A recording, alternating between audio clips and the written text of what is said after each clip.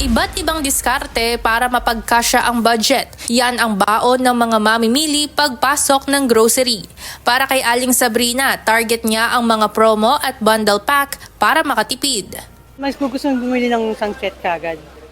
Kasi medyo yung mariles ko sa kanya, pabibili ko na ng ingredients siya yung iba. May dadagdag ko sa iba. Maaga na rin siyang nagtitingin-tingin ng mga holiday food item para maaga na rin mai-adjust sa budget. Kasing gagastusin sa bahay tapos magbabayad ka pa ng rent, tubig, ilaw. So kung ano yung matitira, medyo sobra sa bonus yun. Iba naman ang paraan ni Nanay Soleng dahil binubusisi nito ang mismong produkto bago bilhin. Yung date at saka yung price. Ayun, para hindi madali mag-expired kung matagal pa, yun ang kinukuha namin. Sa isinagawang price inspection ng Department of Trade and Industry o DTI kasama ang Department of Agriculture o DA kahapon, nakita ng mga otoridad na compliant ang mga supermarket firms sa pagpapataw ng presyo sa mga holiday food item. Mas mababa yung presyo nila dito at saka dun rin sa kabila. So lahat ng mga dapat mag-comply, nag-comply po sila. Sa inilabas na holiday price guide ng DTI, kasama rito ang mga produktong kadalasang bida tuwing mayroong mga selebrasyon. Tulad ng ham, queso de bola, fruit cocktail, cheese, sandwich spread, all-purpose cream, mayonnaise, pasta noodles, elbow and salad macaroni, tomato and spaghetti sauce.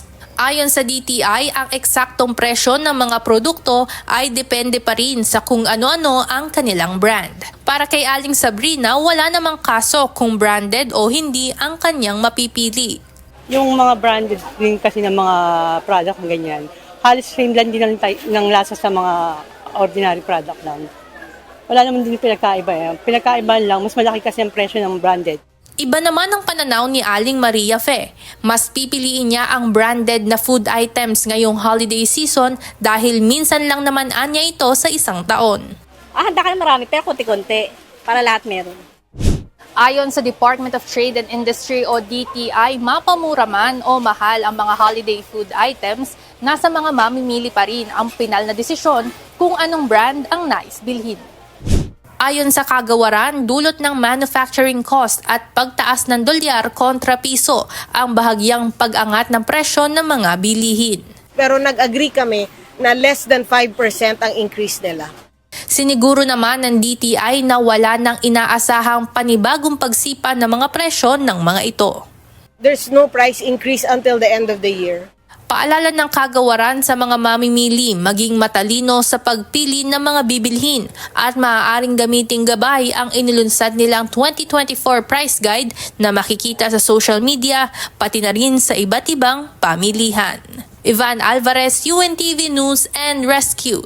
Diyos ang aming sandigan, serbisyo publiko ang aming pinahahalagahan.